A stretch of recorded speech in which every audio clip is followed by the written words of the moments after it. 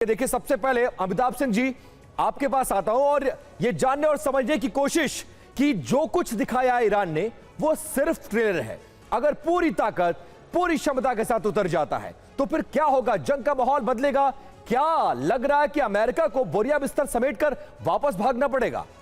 देखिए, ईरान के पास limited missile capacity है, 2500 के करीब बताया जा रहा है। उनके पास बैलिस्टिक मिसाइल है और असंख्य ड्रोन है, इसका कोई लिमिट नहीं है जिनका, और उन्होंने उसको बहुत अच्छे से छिपाया हुआ है कि वो एनिमी इससे टारगेटिंग से वो बच सके।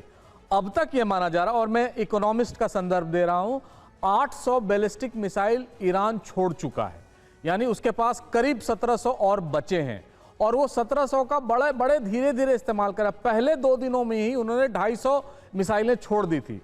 तो आप अनुमान लगा सकते हैं, अगर वो कुछ नहीं भी तो अगर 20 मिसाइलें भी रोज छोड़ें तो अगले 35 दिनों तक वो आराम से लड़ाई कर सकते हैं। उसके बाद ड्रोन है ही। इसके अलावा जितने इंटरसेप्टर्स थे इजराइल के पास वो अब कम होने लगे। इसीलिए आप देख रहे होंगे कि तेल अवीव पे या बड़े शहरों पे इजराइल के अटैक्स हो रहे हैं और काफी सक्सेसफुल हो रहे हैं।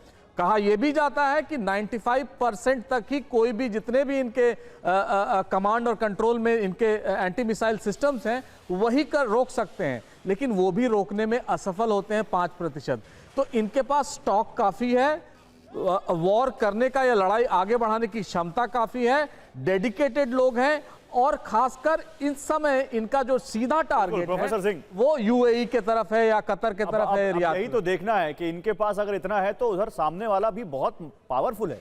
उसके पास जो हथियार है, उसके पास जो उसका लॉजिस्टिक्स है, उसके पास जो उसके बेड़े हैं, वो क्या इनकी काट ढूंढ पाएंगे? इस बीच आप मनीष झा को देख पा रहे हैं तेल अवीव से, इजराइल के तेल अवीव से हमारे साथ जुड़े हैं, जहां पर लगातार ईरान मिसाइलें बरसा रहा है। मनीष, आपके पास आऊंगा, लेकिन इसी बीच एक बड़ी खबर है। इजराइल की सेना का भी दावा है अली लारिजानी मारे गए, ये इजराइल की सेना दावा कर रही है। हालांकि ईरान ने इस दावे का खंडन किया है, लेकिन इजराइल की सेना कह रही है कि अली लारिजानी मारेगा। अली लारिजानी कौन है? अली लारिजानी सुरक्षा परिषद के प्रमुख हैं इजराइल के, और इससे पहले भी कई बड़े पदों पर रह चुके हैं और जंग के इस हालात में बहुत बड़ी पोस्ट होल्ड कर रहे हैं। उनका मारा जाना ईरान के लिए एक बड़ा झटका होगा। हालांकि ईरान ने इसका खंडन किया है। तो देखिए, एक बड़ी खबर आ रही है, वो आपको बताएंगे। बेरूत में इजराइल के भीषण हमले जारी हैं, हिजबुल्लाह के ठिकानों पर बड़ा हमला और इजराइल की मिसाइलों से दहल गया है बेरूत का इलाका।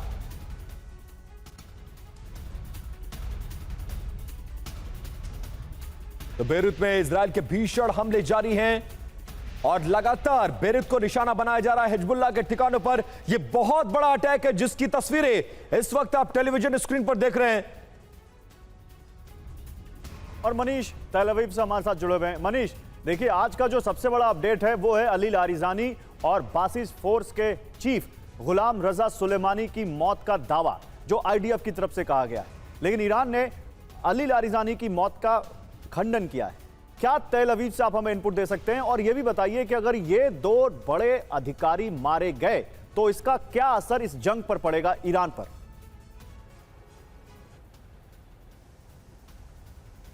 बिल्कुल गौरव, TV9 की टीम तेल अवीव से अभी जेरूसलम आई थी। वो इसलिए क्योंकि पिछले 2 दिनों से जेरूसलम को काफ़ी टारगेट किया जा रहा था, और जहां तक अली लारिजानी का सवाल है तो आईडीएफ ने इसकी पुष्टि कर दी है, इजराइल के रक्षा मंत्री ने इसकी पुष्टि कर दी है। ईरान की तरफ से अभी इसको कंफर्म नहीं किया गया है, लेकिन हमें यह भी ध्यान है कि जब 28 फरवरी को ईरान के सुप्रीम लीडर और जो दूसरे लीडरशिप के लोग मारे गए थे, तब भी ईरान ने इसे ये बताने में कि हाँ ईरान के सुप्रीम लीडर मारे गए हैं, कई घंटे का वक्त लिया था। ऐसे समय में जब आईडीएफ और इजराइल के रक्षा मंत्री ने यह दावा किया है तो लग रहा है कि मामला बेहद गंभीर है। इजराइल का कहना है कि देर रात में उनको टारगेट करके अटैक किया गया था, जिसमें अली लारिजानी और बासिस फोर्स के कमांडर दोनों को मार गिराया गया है। अब सबसे बड़ी बात है कि अली लारिजानी कोई आम व्यक्ति नहीं थे, खास करके 28 फरवरी की घटना के बाद जब ईरान के सुप्रीम लीडर मारे गए, बीते 18 दिन तक अगर ईरान की सेना को किसी ने एक सेनापति के तौर पर लीड किया है तो वो अली लारिजानी थे, जिन्होंने ईरान की लड़ने की दशा तय की, जिन्होंने ये इस रणनीति को तय किया कि किस तरह से हमें खाड़ी देशों पर अटैक करना है, कैसे अमेरिका के बेसिस पर अटैक करना है, किस तरह से ईरान को सरेंडर नहीं करना है। और हम ये बात कर रहे हैं वैसे यार आप देखिए, आप उसको सही करिए। मनीष यरूशलेम से है हमारे साथ, अभी मनीष बता रहे थे तेल अवीव से यरूशलेम मूव कर चुके हैं। लेकिन जो मनीष कह रहे हैं वो बिल्कुल बड़ी बात है कि अगर इतना बड़ा पद ओहदा रखने वाला अगर कोई नेता इस तरह से उसके खात्मे का दावा इजराइल कर रहा है, तो ये ईरान के लिए अब बड़ा यहाँ पे एक चैलेंज है कि उसको कैसे झूठा साबित करेगा, अगर झूठा है वो। लेकिन इसी बीच अली लारिजानी जिंदा या मुर्दा, इजराइल कह रहा है कि एयर स्ट्राइक में लारिजानी मारे गए। जंग के बीच बड़ी रणनीतिक सफलता है उसकी, ईरान की लीडरशिप को झटका दिया गया। ईरान से खबर अब तक मौत की पुष्टि नहीं हुई है। जी बिल्कुल, और ये कहा जा रहा है कि लारिजानी के जिंदा होने के संकेत मिल रहे हैं। लारिजानी का हाथ से लिखा खत बतौर सबूत जारी किया गया है और दोनों तरफ से एक तरह से दावा और उस दावे को बिल्कुल खारिज किया जा रहा है। मनीष का एक बार फिर से रुक कर लेते हैं। मनीष, लारिजानी को लेकर एक तरफ से यह दावा कि हमने मार दिया, उनके बेटे भी मारे गए और कमर तोड़ दी ईरान की, लेकिन ईरान ये कह रहा है कि वो जिंदा है, उनके हाथ से लिखा हुआ खत, और ये इंफॉर्मेशन वॉर के तहत तो नहीं, दोनों तरफ से दावा है और एक शख्स दावा कर रहा है और दूसरा शख्स उस दावे को खारिज कर रहा है। कितनी सच्चाई नजर आ रही है इसमें? देखिए, हालांकि इस जंग में इंफॉर्मेशन वॉर खुलकर दिख रहा है और इससे पहले पिछले 2 दिन तक इजराइल के प्रधानमंत्री को लेकर इंफॉर्मेशन वॉर के तहत कहा गया कि अब वो नहीं रहे, हमले में मारे गए, और हालत यहाँ तक हो गई थी कि प्रधानमंत्री नेतन्याहू को एक नहीं बल्कि 3 वीडियो बनाकर रिलीज करना पड़ा कि भाई मैं जिंदा हूँ। कभी वो कैफ़े में कॉफ़ी का ऑर्डर देते हुए दिखे, तो कभी नॉर्थ इजराइल में जाकर सिविलियन और IDF के लोगों से बात करते दिखे। मकसद ये था, ये संदेश देना कि नहीं मैं जीवित हूँ।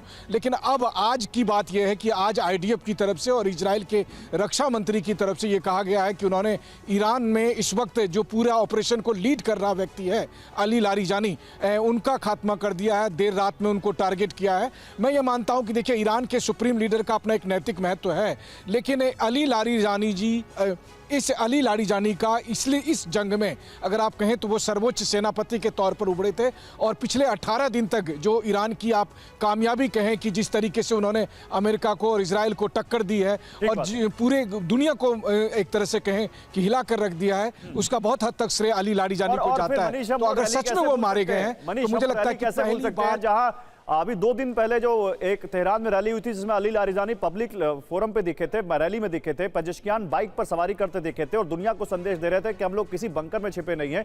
अब वो लारिजानी क्या उसी तरह का संकेत देंगे अगर जिंदा है या नहीं, वो देखना होगा।